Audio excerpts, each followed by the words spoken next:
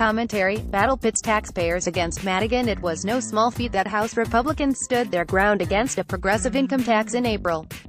That move, with 50 members signing on to a resolution opposing a progressive tax, denied House Speaker Mike Madigan the votes needed to push a constitutional amendment on November ballots.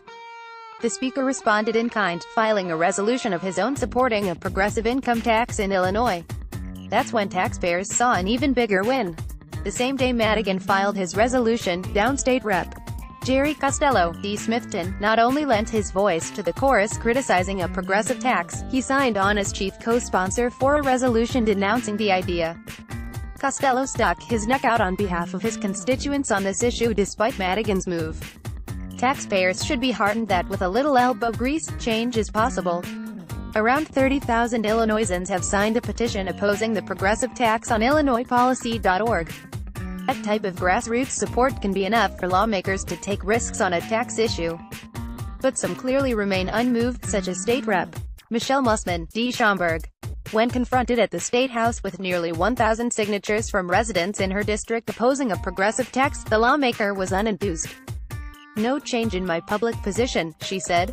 "Tell your activists they can keep doing this, but I won't participate." Activists is an interesting way to describe constituents.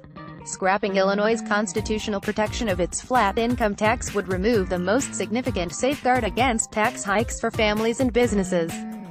Making all Illinoisans pay more, as state lawmakers did last summer, is a tougher sell than tinkering with different rates for segregated income groups. You can also raise taxes on one group now and another group later, and won't need to deal with nearly as many angry phone calls and emails. J.B. Pritzker has made a progressive income tax a cornerstone of his campaign. The Democratic gubernatorial candidate has used the device as somewhat of a cure-all, claiming it could pay for things like universal preschool, more funding for higher education, lowering property taxes, paying down the bill backlog and more. Just in time for Pritzker's general election run, the union-backed Center for Tax and Budget Accountability released a report claiming a progressive tax could mean a tax cut for a whopping 98% of Illinoisans. And not only that, the progressive tax would also reduce the deficit and spur economic growth. But Springfield history and an economic review of all 50 states flies in the face of these claims.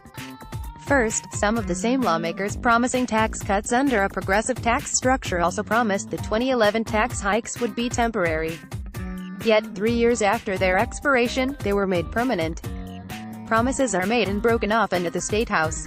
Progressive tax proponents would have Illinoisans trade their flat tax protection for a political promise that isn't worth the paper it's written on. Second, data from the Bureau of Economic Analysis provides a window into the results of states with a progressive income tax.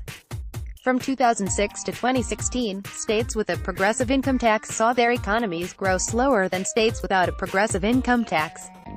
They also saw employment grow slower.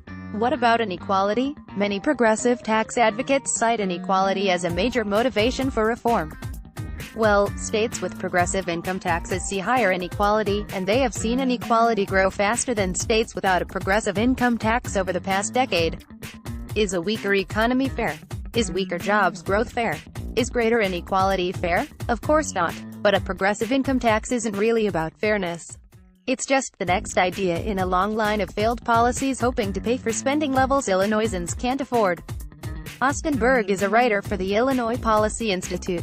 He wrote this column for the Illinois News Network. He can be reached at aberg@illinoispolicy.org.